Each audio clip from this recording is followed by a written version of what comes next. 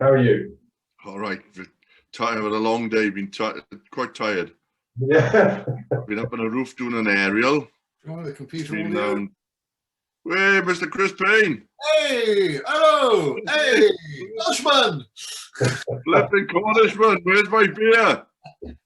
Oh, your beer. Oh, yes. Still owe you a few beers, don't you? A few jars. True. Yeah. You owe me some serious health insurance for the amount of games of squash I played with you and against you, and you bastard, you slaughtered me. I was the only idiot that went out and played with it. That's right. Yeah, flipping heck.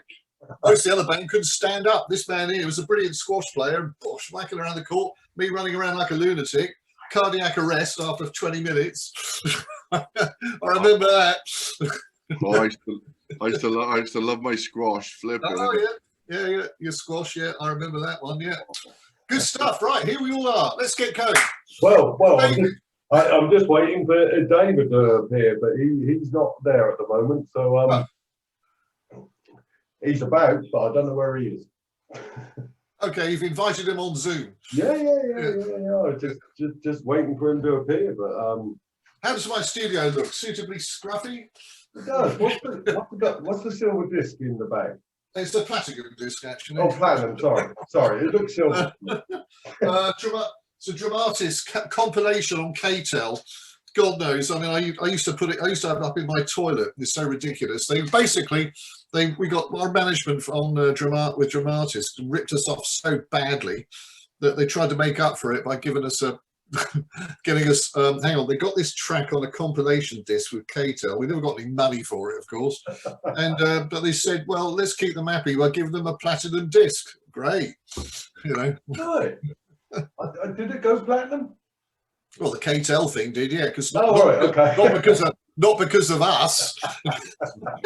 they got Ultravox and God knows who else on it. You know, we were just like the fill-in band. You know, let's stick Dramatis on with one of their crappy songs. Well, I tell you what, as you're both here then, and we'll wait for Dave to appear if he does. Yeah.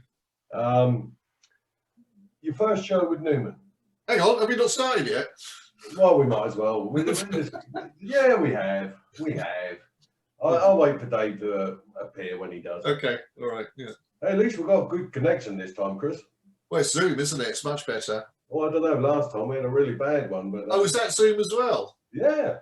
Oh, I don't know. Yes, you're right. Actually, I was chatting to a mate of mine in LA this morning. It's odd. He's a lovely guy. I'm doing some work with him on this production. I won't go into details now, but it's whatever it is. It's whatever it will be. But no, lovely guy. But he loves talking from midnight onwards, which is my 9 in the morning. Yeah. So, and I finished at 12:30, which is his 3:30. So it's like, wow. I just hope yours doesn't go on that long. No. I've just got a thing off. Dave, I'm just trying to get him on. Right. Let me just invite him. Did you do it via the email or? No, I did it through message, well, whatever it is. Message. You sent me a link and I whacked it on. Yeah, I mean, funny enough, on my actual computer, it won't let me do it, but on the pad, it will. Oh, okay. Right. It won't let me do Messenger. I don't know why. But anyway, I've sent him the link I sent you to. So yeah, he'll arrive soon. Anyway, Andy, old chap, how you doing? All right. Yeah, good. Well, I'm building a house at the minute. Oh wow! So we've started we've been on it for about 8 to 10 years. Just getting the groundwork bit by bit. So this year we've committed to building it, seeing as the lockdown happened, so we just got stuck in. So brilliant. I'm literally today I've been up 3 stories on a scaffold, putting an aerial in. Jesus. A television aerial ready, because the scaffold's coming down in the next few weeks. So all right. Getting all the stuff up the top of the scaffolding down. So it's been a lovely day for being up in scaffolding, pissing out the rain. And yeah. Where is it? In Swansea?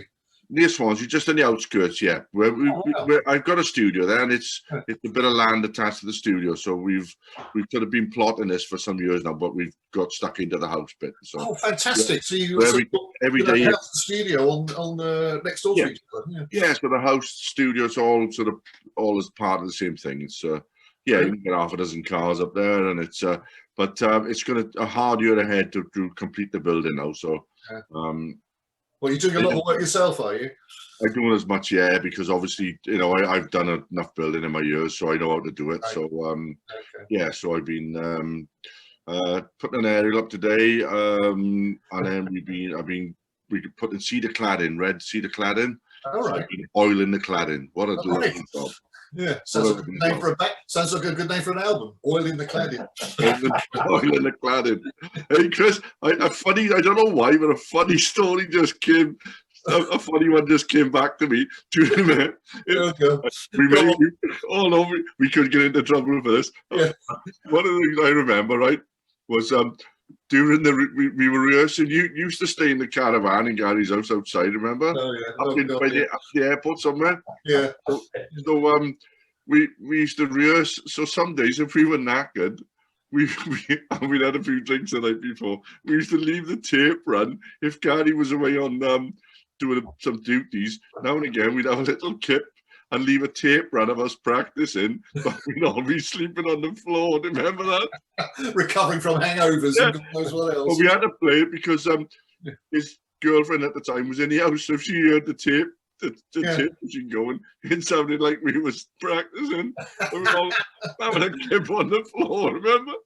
You do realise he's gonna see this and go, wow, you've just given it away.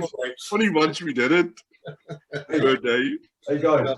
They were good times. Oh yeah. David is with us now. Oh hello, David. Hi. Hello. All right, good to see you. Good to see you. Nice to meet you, Andrew. Nice to meet you. How are we doing? I'm good. Hi, we're just waiting for Mr. Roper to ask us questions. Right now you're all here, yes. But I was enjoying that about the caravan, so that was good. Yeah. That's just one of many stories. Well, we've got all night. And also I remember, Chris, somebody stole what was that lovely green little two-seater you had? Oh, the Volvo. No, not the Volvo. No, it was a Sunbeam.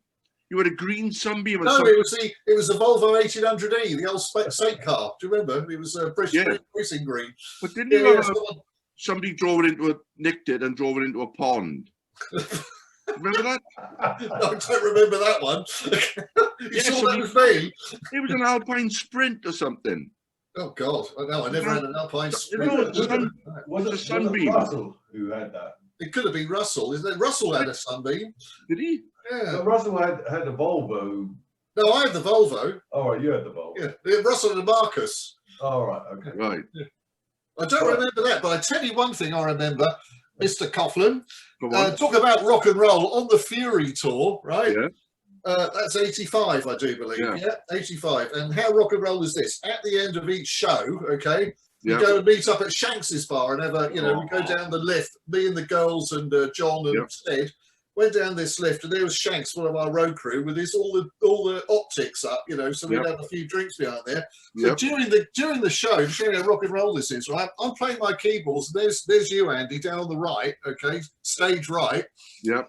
And all of a sudden you're playing away, and I see your bass tech bloke, right? He's boiling a kettle. And I'm going, what the fuck? And what's happening is, we're having a beer or a bottle of wine or whatever. You're having a cup of tea. This guy used to drink tea when he was playing live. I mean, not very rock and roll, is it? Well, it was, yeah, we used to do some funny old things. Do you remember when I done him with the makeup, with the lipstick? Remember when I got him? Oh God, with the lipstick! Oh Jesus! Wow, stitched him up big time. Oh my God, that was fantastic. That wasn't it? Listen, me and you got to get together. We got to write this book. Our Numan days. My word, yeah, flipping Oh, sorry, Dave. Yeah, sorry. Talking about beer. Look. Dave joined in and wondered what the hell was going on. Exactly. How are you, Dave? Are you okay? I'm fine. I'm fine. Thank you. Yeah, it's getting through it. It's just about. Yeah, it's crap, isn't it? At the moment, it really is. I mean, Well, how are you managing? I mean, it's like live events trashed. Doesn't seem to be any support. I mean, this is dreadful. I'm sorry to say this. I know I'm saying this from from my little house in France and the rest of it, but the same shit's going on over here. It is appalling. It's appalling. I'm sorry to be serious about this, but it's actually appalling how all events have been completely almost regarded as irrelevant in this crisis. And I find that abhorrent, to be honest with you. And really, this has to be something done. There should have been something done about it months ago. Anyway, that's my moan. It's horrible. It's everything just stopped. And my wife does the same as me, and we haven't worked really since February. Funnily enough, we had a gig on Friday. It was somebody that we've worked for before wanted to do a virtual gig, and they organise events, and they've got all this equipment and they've got a warehouse in Bracknell, and they've turned the warehouse into a sort of TV studio. I mean, it is a TV studio, but it only does live streaming stuff. Yeah. And we went and did this gig in a video wall, and all the punters were at home, like we are now. Right. And it was all right. I mean, obviously it was great for us because we were working and we were earning. And I thought it would be a bit rubbish for them, but they seemed to be. They were all going for it and dancing about and jumping up and down and having fun. So it was That's great. That's brilliant. That's excellent. At least it's something positive that you're being able to do. To fight your way through this. It's because it felt like we were working again. I was in the car. I was moving gear. I was at getting a coffee from the Wild Bean Cafe. Like I've got a job. It felt like the good days. But the diary. The next thing is May. The next thing I've got in my book is May. Right. Okay. Well, fingers crossed. I think I've got some live shows in June with Dramatis, and of course you and I have got the Visage stuff, but that's later on, isn't it? Well, we've only got one festival show in August at the moment, as far as I know. But yeah. Looking forward to it. Yeah, should be good fun. Well, Andy, actually, what about you? Has this affected you as well? The live stuff. Yeah, it's completely destroyed it. I had theatre. What my sort of I do a lot of schoolwork, theatre tours. I've been doing Shaky Stevens for years. So we had a big run this year. He had a new album out. That all got shelved. But all these things were in the diary. So it's literally in the space of 10 days, literally cancelled. All my local stuff, all your bread and butter stuff, everything, absolutely everything. What about your studio? Well, it's closed for 4 months because nobody could travel. Nobody could go anywhere. Right. That's finally sort of ticking back over again now. Right. That's picking up again. Although we're entering another big lockdown here again. So that's going to put the kibosh on that. Yeah. So I've just done a couple of TV things in London, and it was quite ridiculous, really. I did a show last week called The Last Leg, and they had literally the crew guys had a 2-meter stick to make sure we physically couldn't be 2 meters apart. It's a small stage, so they put a plastic screen in between us, 3 foot high. Like the ridiculous of it is just beyond. Like it's almost like the old days when you played live together to make a recording, and you all screened off. Honestly, like that. Except that in those days the screen was to sort of isolate the sound. Now it's about a 3 foot screen. In Perspex is going to isolate a virus. It's just even the poor crew at the BBC was just thinking this is nonsense. Yeah. Well, let's hope there's a solution really soon down the road, because this can't go on. It's affecting people, not just their livelihoods, but the welfare of so many people as well. I have people I know who are kind of just desperate because just playing live is a very cathartic thing to be involved with. And also, if you so it acts as a kind of therapy for a lot of people. I mean, I didn't realise how much I missed it when I came to France and stopped playing live. I do live shows, but very sporadically, because most of my stuff is writing, you know, sort of writing film and media. Yeah. But no, I mean, you know, I consider myself unbelievably lucky to be able to survive off royalties. But if I had to survive off live shows, God knows what I'd be able. Well, I've been a gigster all my life, and it's literally somebody like saying, "Bang, you're unemployed," like that. Yeah. You know, Yeah, it's like a shock, isn't it? Absolutely. Yeah. Now, obviously, being a bass player, I have to be involved in lots of different things. All the different people I work with, they won't be touring or every week of the year, so you have to be. I can't go out on my own. It'd be pretty boring. Why would it be on my own on a bass? You know what I mean? so you know, all of them have just when they all stop. I didn't see it coming, really. You know? I don't think no one did, Andy. No, no one did.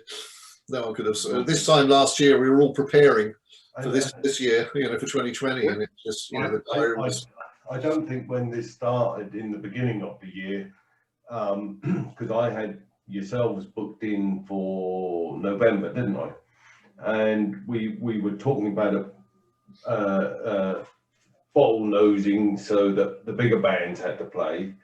But even in November, and we're now in December, and I don't actually know when live music will happen.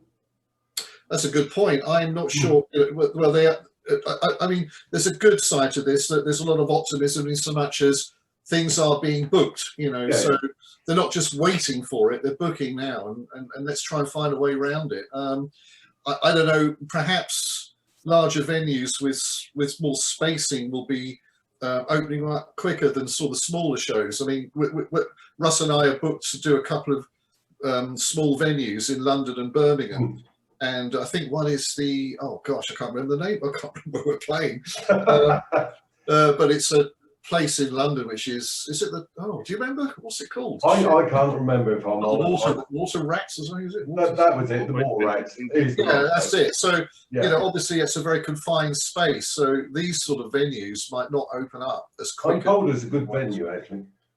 Yeah, but as I said, because they're so contained and the audiences are so compact in these type of venues, they might suffer more than the larger venues where you can turn out into spacing. But I'd just like to point out with David, because Zoom likes to pick up your name, you are now Lola Brooks. Am I? Oh yeah. So every time you come up, it's going to say Lola Brooks. That's going to stick. She's been using this. She's been interviewing for colleges and doing it on Zoom and using this thing. So that's why that is. You know it's going to stick, don't you? Yeah. Remember more if you don't. Well, how many Gary Numan fans are going to see this? Come on, guys. You know. Well, I tell you what. Let's just start a question. Right, your first live Numan show. I know yours, Chris, but your memories of your first actual live show with him. Who are you talking to? Lee's Cliff Hall. Oh, actually, the actual gig. I think we've done TVs before that. But anyway, the first gig of the first tour was Folkestone Lee's Cliff Hall, and memories of it were there was a couple of things. One was we stayed in a hotel, sort of guest house hotel thing, very close to the gig. So after soundcheck, everybody went back to the hotel. And I remember coming down the stairs, and Gary had got this new outfit for the new album and tour, which was sort of black suity white shirt thing. Yeah. As I came down the stairs, there he was at the bottom of the stairs. And as I came into focus and in the dark light, it wasn't him. It was a lookalike. Oh, absolutely, the hair, everything. And I think I even started talking to him before I realized. And and obviously now I'm wise to that. Not so much nowadays, actually, but this is the 90s, and there was a lot of them, and so you were always check. That was the first thing, and then the venue itself, I was just absolutely terrified. Really? You know, well, yeah, it's Yeah. I'm sure it would be for anybody. It was the first big tour that I'd done. Right. I can't remember much about the gig. I remember afterwards, again, back in that hotel, which I wonder if you two would have stayed in, because it was, I'm sure you probably did, Folkestone. The bar was underground downstairs, and Rob Harris had started at the same time as me, who was in Gary's band for a while and went off to do Jamiroquai, and we were in the bar, and that was a baptism of fire as well, because all the fans are in the bar as well, off the bus. I don't remember anybody else. I just remember me and Rob standing there thinking, "What is going on? This is bonkers." That's me. Yeah, it is a bit of a shock. I mean, for I've talked about this before, but obviously I was involved in Gary's very first major show at the Glasgow Apollo in 1979, when he was at #1. I think Cars was at #1, certainly Pleasure Principles at #1, and Our Friends Electric would have been at #1 in May of that year, to about 1979, and this would have been September the 20th, 79, Glasgow Apollo, and it was just manic. And as you said, it was just that post-gig thing. It just seemed a blur. Things sort of came back gradually over the years, but at the time, because of the adrenaline or everything else that went with it, it was a bit. But it was quite a traumatic experience, but a great one at the same time, because you didn't know what was going to happen. You're in really unknown territory here, and as you said, back at the hotel, it's just like surreal. All of a sudden, it's like 1,000 mad Scottish Numan fans all trying to break into the hotel and buy you a drink. There's nothing wrong with that, of course, but there you go. But you're talking about the Leeds Cliff Pavilion. That's the one in Folkestone, yeah? That's the Folkestone one. Yeah, I played that, believe it or not, on our Dramatis tour. And I got kind of mixed memories of that one because... I mean, Steve, you'll probably know about this track on the Dramatis album. Actually, it wasn't on the album. It's one of our singles. There was this weird instrumental called "Stomp and Stamp" and "Pomp and Stomp and Stamp." That's right. It was a classical piece, and it involved a lot of sort of right hand, sort of arpeggiated stuff, and it's quite fast. You have to be. It's one of those things. If you've lost control, you've lost the whole plot. You've ruined it, and. I got through it, and for some strange reason, my hands started to seize up. Got that sort of hand cramp. I don't know if you ever had that. And I was like playing away. I was supposed to be doing a line on the left hand and a line on the right. Of course, the right hand was really important. So I must have looked at a complete prat because I was like smacking my hand, just trying to get it back into sort of wake it up. So it's me whacking my hand and sort of looking at people in the front row. They're sort of looking at me going, "Is that part of the show?" But no, it was a pretty terrifying experience. So that was my only memory of Leeds Cliff Pavilion, and it was kind of a bit weird. There you go. Andy, I don't know if we played that together. Did we ever play that? No, I don't remember that venue I at don't all. remember that. No. Oh, no, Gary, no. That's a favourite story I often tell, Stephen. I'm not sure if I've told you about the St. David's Hall on the Berserker tour. Chris, have you ever? That was a great show, wasn't it? Yeah, that was. And it was my first major gig. So obviously it was in Cardiff, and my family were in Swansea. So I remember Roger Searle. Oh. I was taking everybody's guest passes for the show, and in the end, Roger said, "Why didn't you just write Swansea on the guest list?" I had so many guests. So all my family were there. All my mum and dad. It was their first big gig, So when I used to do my little bass solo, do you remember this, Chris? Yeah. What I did was because my mum and dad were there, and it was a first big show. I got the Dennis, the crew. He made a big blanket, and they said in black with a white towel and all big white sheet of revers, and they said, "Hello, Mum." So all the lights went down, and I came out. And someone started the bass solo and said, "Hello, Mum." And my mother was up in the where she was seated, and people with their programs, she was pointing, "Look, that's my son down there." And, she was so chuffed. And anyway, so they all came back to the backstage bar in the St. David's Hall and everything. It was great. And then years and years later, when my mum passed away, my sisters were going through her purse, and in her purse they found the backstage pass. You kept it. She kept it in her purse from that moment on, and that it meant so much to her. It was in her purse, and my sisters found it in her purse. Wow, that's a lovely story. That's brilliant. And look, also that one, brilliant. Yeah. Fantastic. Well, that was a baptism of fire for you, wasn't it? Of course. Oh, in your home territory. Wow. Flipping heck, yeah, that's right. Yeah. I think you'd probably drunk more than a cup of tea after that show. No, I remember that. Yeah. What was on the rider for me? John Smith's, remember? Yeah.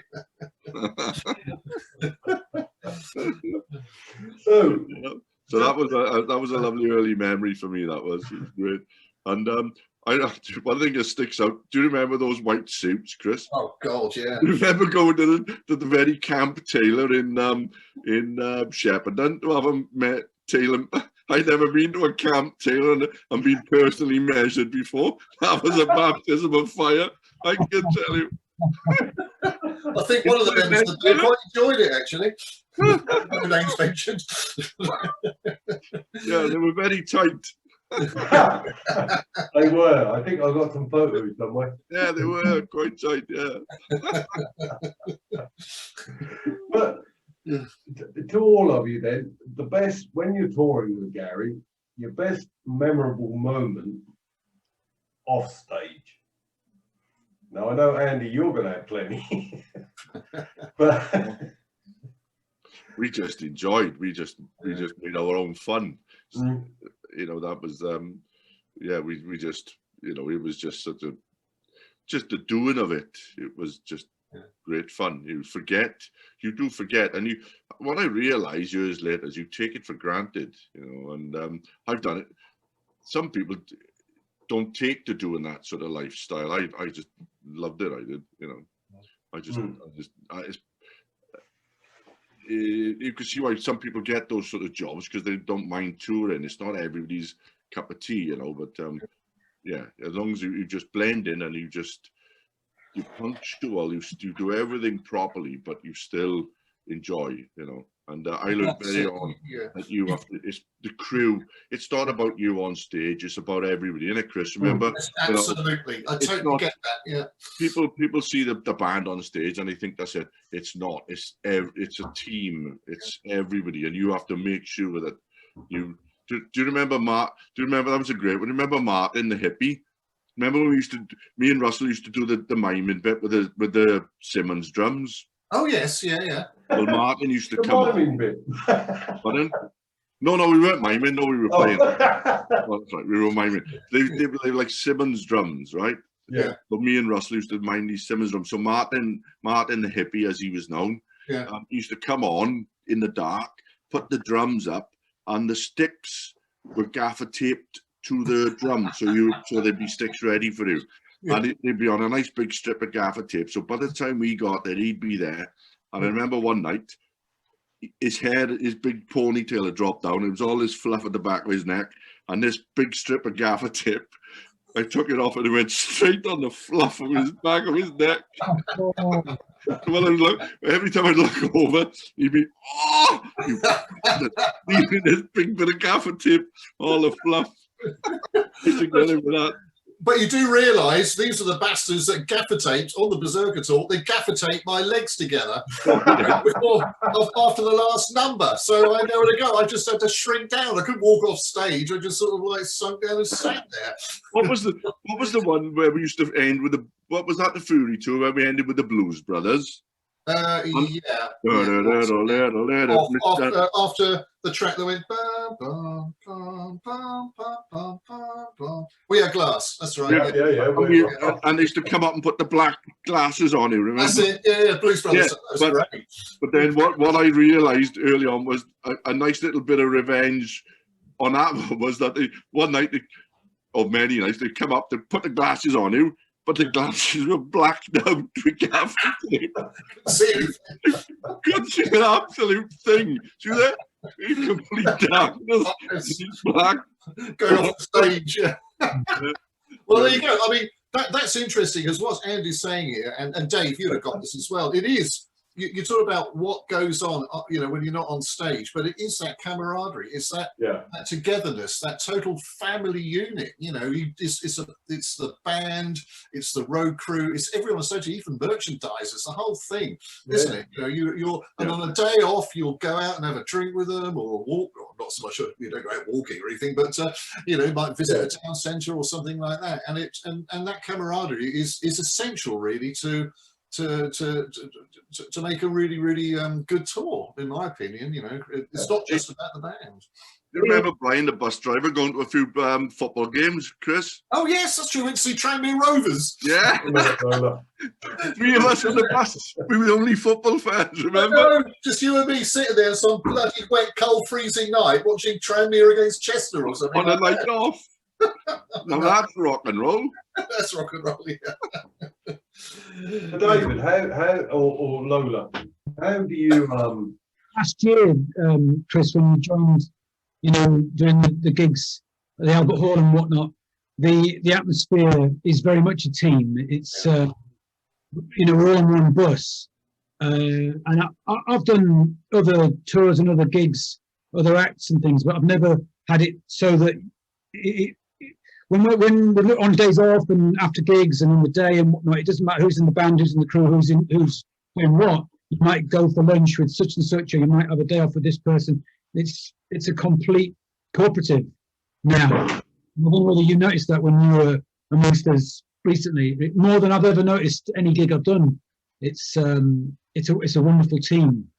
Yes, I found that actually, of course, because I supported you guys in 2018 on those few dates for the orchestral tour, and what was great about that as well, I mean, all of you, Gary and the whole band and crew, you know, took on board my wife and I. You know, obviously I've got a history with Gary, and that's not a problem. But you know, everyone was really friendly and made you feel really welcome. And also that extended to the, you know, even though the orchestra are travelling separately, even the orchestra became part of that sort of thing, didn't they? You know, they got to socialise at the end. So that's really what to me, that's the best part of touring.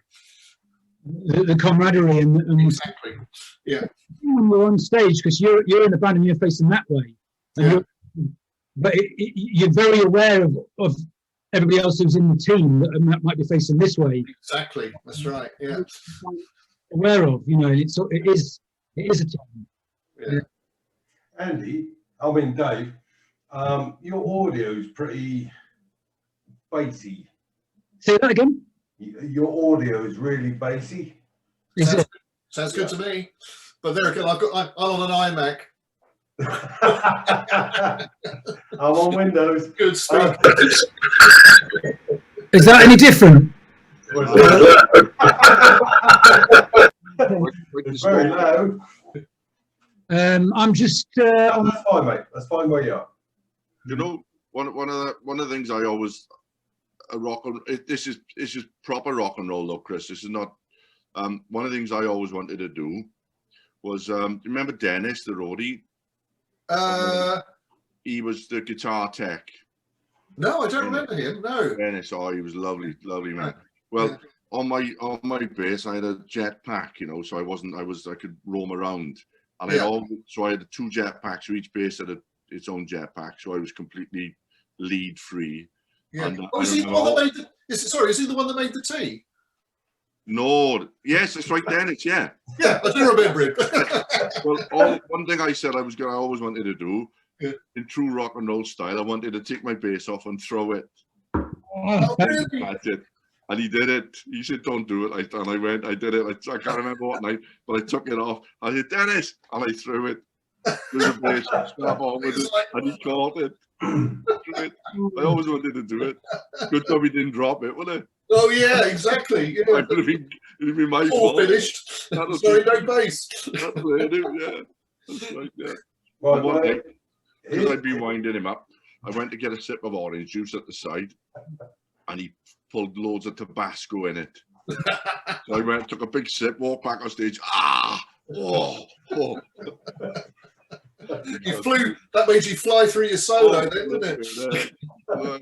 Yeah, it was nearly in tune after that. Nearly in two. Yeah, brilliant. So, future plans for everyone. Well, Dave and I, Visage, Yeah. something we're sharing. I'm just, well, Dramatis for Russ and I, obviously, if it's going to happen. And apart from that, I just film and media writing, you know, so that's me, pretty boring, really. Yeah. I got a busy year finishing my house, so I can hopefully move in by the summer.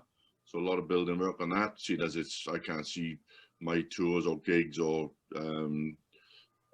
Shaky's got some big plans for next year. He's celebrating 40 years in the industry, and he's got a new set of albums out, so we'll be touring that hopefully, and going back over the things that were cancelled for this year. And then just getting the studio back up and running. Hey, Chris, I tell you what I got that you'd love. I got a beautiful Yamaha C5 grand piano. Oh, wow, you bastard. Wow, really? It's lovely, yeah, just tuned up. Yeah, it's beautiful, it is, yeah. Oh, fantastic. I've just got to come over and and have a little play in it.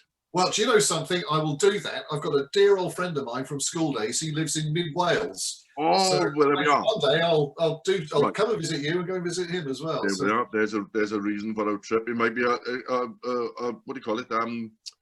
Housewarming party. Well, I can help you with your house if you haven't finished it. Well, you know, I'm a builder, so I can. You're a builder. But I want to come, Dave. David, sorry. Your plans? Yeah, I know you got a new album hopefully out soon.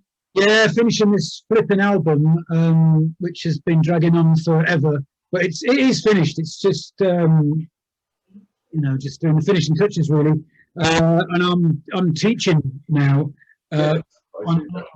Which is keeping me busy, which is why the album hasn't finished. Future plans, Gary hopefully is going to be busy. All the things that should have been happening, same as you, Andy, that all the things that should have been happening since October are all backing up, hopefully. And hopefully that's all going to kick off. And I spoke to a couple of people recently who should know, or in this industry, a music business accountant guy was saying that he thinks that everything's going to kick off around May, June. Lots of people are committing to things. Promoters and big acts are committing to things. So I'm just hoping that things start, if not before. Obviously, the Visage thing, because there's been loads of things that have gonna happen, were going to happen. And for one reason or another, even before COVID, they didn't happen, and then COVID killed it. And so hopefully that's backing up, and we'll. So next year should be the busiest year ever. I think you're right. I think you're right. Actually, it's a lot of there's a backlog of stuff. So they've got to clear that before they start to book stuff. I suppose start scheduling for even 2022, but that could be quite exciting. Actually, it could be, because if you think about it, not only have artists miss playing live, but audiences are desperate to see live acts. So I think you're going to be very well supported. People will be so they've missed almost a year of live events, and to be able to get back and see that again. I kind of tend to agree with you, Dave. I think May, June is a sensible time. We clear of the winter. The vaccinations in progress and stuff like that. So, there's no real reason why by May, as you said, perhaps late spring, summer, it can't all start to get back to normal, some kind of normality. Yeah. I've been rehearsing with a great new band called 999 Megabytes. All right. We haven't done a gig yet. Really? Come on. Where's said symbol when we need it? Cha-ching. Yeah. And I packed in I was playing triangle in a reggae band. I packed it in. It was just one thing after another. You mean an Irish reggae band, a reggae band? Just one thing after another. I think I'll grab the old fiddle here. You got Shaking Stevens gig at the train station for Prince William the other day. We did, yeah. It was lovely, really lovely event. And you know, we got she requested it. It's her favourite Christmas song, so she requested it, and it was an honour to play there.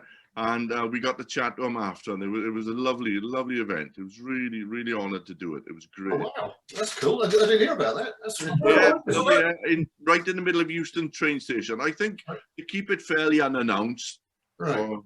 For security reasons, you know. But now on platform 11. That's right. So, all I ever hear is the train to Norwich has been cancelled. Yeah, so they went on they were on the Royal train. It was the start. It was the send off. So yeah, it was a lovely event. Yeah. Brilliant. Tell me, I don't know much about it. You've been with Shaky now for quite some years, and I think it's someone connected to Cedric, who knew him or had met him or worked with him or something like that. And he said he's a really nice guy and easy to work with, good performer, etc., etc. But as a band, as I said, it's not just yourself, but has he had a stable band for years? You and other members? Yeah, it's been the same guys. Same guys for me for 12 years. Yeah. Oh, that's brilliant. You see, that's the same with Gary. You know, well, pretty much so. Dave will correct me if I'm wrong, but you know, he's got a stable band. You know, the same people. We've got Dave, Steve, Richard, and Tim. Maybe a few changes here and there, but it's mainly that, hasn't it? You know, so a stable lineup, I think, is always a good thing. Richie, the drummer's 27, 28 years now. So wow. Yeah, he is. Yeah. Years, and Steve, 20 years. So it's been this lineup for a very long time. Yeah. Because you joined in '96. Me? Yeah. Yep, 96 was that. So I mean that's 14 years. 20. 24. Sir. It'll be 25 years. I think I got the gig. I think it was my birthday, or it was certainly around my birthday, January. At his house, I went to his house. I remember, and it will be this January. Will be 25 years. Really good job. Sorry, my math is completely out with that one. Yeah. It's pretty crap, isn't it? 1996, 14 years. Yeah, right. And you're a builder. Yeah, well, you know. Hey. No, but that's all good stuff. But Andy is sorry. Go back to Shaking Stevens. So, do you find having that stable lineup is a really, really comfortable thing? It's great. We met up the other day. We hadn't seen each other for ages, and it's just you don't have to think too much about it. It's great. Brilliant. You all know each other well. You know, if one of you cocks up on stage, you just have a good laugh and take the piss afterwards. You know? Well, as if we would. As if I would. No, it's good. As if we do silly things on stage. You know, as if I would. Yeah, what with peanuts and things like that. Oh, look at that. You remember that, Chris? I used to throw the peanuts when you were playing. Yeah, you could at least have thrown them in my mouth. So I could not at me. I'm a keyboard, you know. It wasn't as bad as when we played in Wellington in New Zealand. It's just a riot kicked off. This is before you guys joined us. This would have been in 1980 on our first world tour, and it's just one of those things. It was a mess. Hang on, it wasn't Auckland. It was Wellington. Wellington, last show, and believe it or not, the support band was a film. They put a film on. And it finished at like 11 o'clock. And all of a sudden, of course, everyone, the audience come in, they're all pissed. And our poor old bass player, Paul Gardner, had hit the tequila because he was bored. He was waiting to go on stage. So he was lashed, you know, falling all over the place. And then, of course, they started throwing chairs at us. And I kid you not, bear in mind, I was up in the tower then, you know, this tower. My keyboards at the end, it looked like an absolute, it was mayhem. There was God knows what was covering these keyboards. I know there was tomatoes, there was a bit of a chair leg that went by. No, I kid you not, it was punk anarchy. And the weird thing is, we're all going, what the fuck is going on? And the curious thing is, apparently after the show, they loved it. It was, it was great. It's like, what's wrong with these people? Oh, dear. I tell you what, I'll throw a couple of trivial questions at you. Well, you already have. Yeah. What track was used in the film Times Square, 1980? What Numan track was used for the what track was used? Times Square. Hey? Sorry, can you repeat the question? Yeah, sure. Okay. What track was used for the film Times Square 1980? There's a film called Times Square in 1980, obviously. So at that period of time, obviously that's pre-telecom. There'll be replicas of Pressure Principle. So Cars is the obvious one. Andy? No, not a clue. All right. David? I haven't got the foggiest idea. Down in the Park? Indeed, it was. Bloody hell!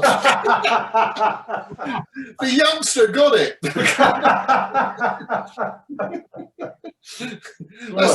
That's a sad indictment on my part. You know, I was playing with it then. I didn't know. Oh. Well, indeed.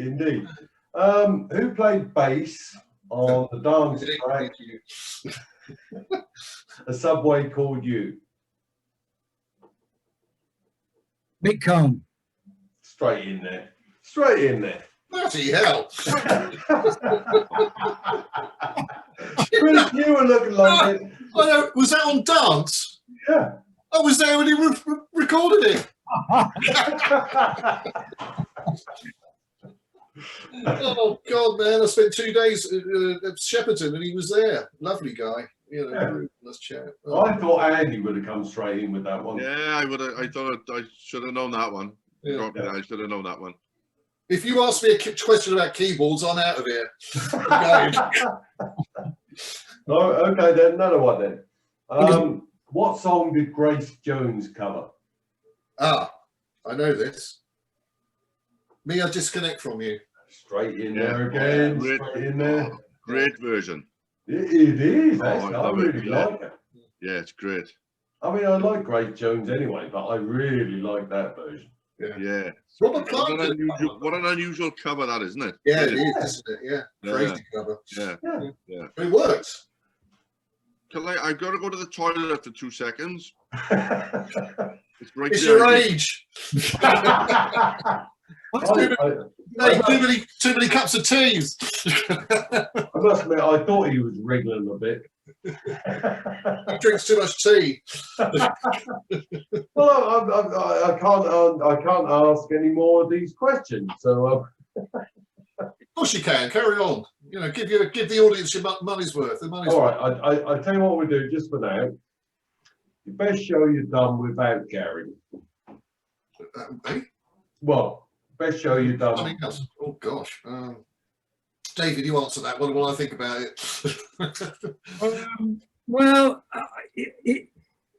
you think when that question you think about the big crowds and the best venues, you know, that spring to mind, but it isn't always. It can be a little bar or club or whatever. Yeah, I mean, I can remember when I was a young lad, a very teenager, I got a gig in a band in Yugoslavia, playing at a holiday camp in Yugoslavia. 6 months there with TJ, you know, who used to sing in Gary's band. Yeah. We went and worked over there, and we would play. This is a really boring story, but I've started now. We would play every night by the pool. Anyway, one night it was chucking it down, so we had to carry this 1980s PA, which was enormous, carry it down into this venue, and it was a nightmare. Everybody was absolutely pissed off, but it was the best gig. I think, you know, the crowd was bobbing, and it was just a brilliant gig in a little hole. It's nice to remember the big festivals or the big venues or whatever, or you know, Gary Numan or whatever, but it can be little things like that that just make a gig really special.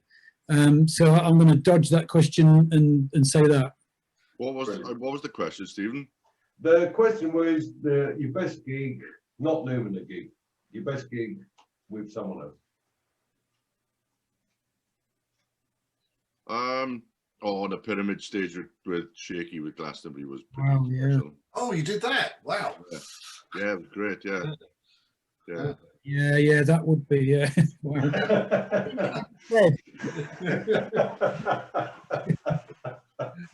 Well, top that, Chris. Well, to be honest with you, this is going to sound a bit odd, but I remember a gig that really excited me. I was in a band at music college called Crucible, okay, and we were. It was a mixture of classical, electronic, and medieval instruments, and there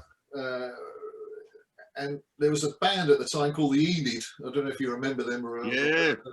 You remember the Enid? Yeah. Yeah, I know. And, I know. You know the Enid?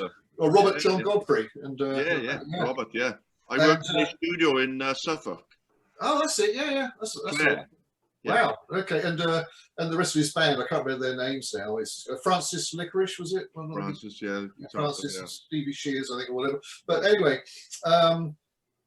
we supported them at Canterbury University. We got the support slot only because our bass player was a student at Canterbury University and sort of bribed the events guy, you know. So we did that, and I guess I would have been 19 years old, and it was the biggest gig I'd ever done. And even though we were supporting somebody, it was just a wonderful, absolutely. I just remember feeling brilliant, absolutely brilliant. You felt like you made it. You supported the Enid, and you think, oh, that's it. I've done it. I'm there. They did a great version of the Dam Busters theme. Yeah, that's it. That's it. They did that live. Yeah, they were very good. Brilliant. Really good. Well, here's that trivial then. Who was singing "Me I Disconnect From You" Cars live in '79 and done a cover of "I Dream of Wires"? Wasn't it Robert Palmer? Yeah, well, there you go. Yeah. Oh, I do remember that. No, because I remember when we went out to Japan to do the tour out in Japan, it was the four of us flew out because Gary and Paul Gardner had gone to the Bahamas to record some stuff with Robert at his studio in, is it Nassau? And then, of course, they joined us from there a day later or something like that. So I remember that period quite well. It would have been, I guess, around May 1980. I managed to get a recording of him singing that. It's I've never heard it. Me I Disconnect. He does it in his Robert Palmer way. He keeps putting in, you know. Well, not anymore. He doesn't. No. Sorry, sick joke. Right, who did Gary sing with in 2003? Got to a number 13 in the charts. Is it Rico? Indeed, you know, don't you? There you go. After my time. Unfair advantage there. I'd left him 13 years prior to. Oh dear, hold on, I don't know if right. Who was guest vocals on The Secret? Dave? Secret. I think that's before my time. Berserker. Come on, Andy. Give us a clue. Visage? Oh, Steve Strange. No. No, of course, no, it wouldn't have been, would it? I hadn't thought that one through. No, it definitely would not have been Steve Strange. Visage. Well, it wouldn't have been Rusty, Midge, no, not Midge or Rusty Egan. Visage. I'm thinking the new Visage. Oh, Zane. Indeed. Zane Griff, of course. Actually, it's great working with him. He's such a lovely guy. The only problem is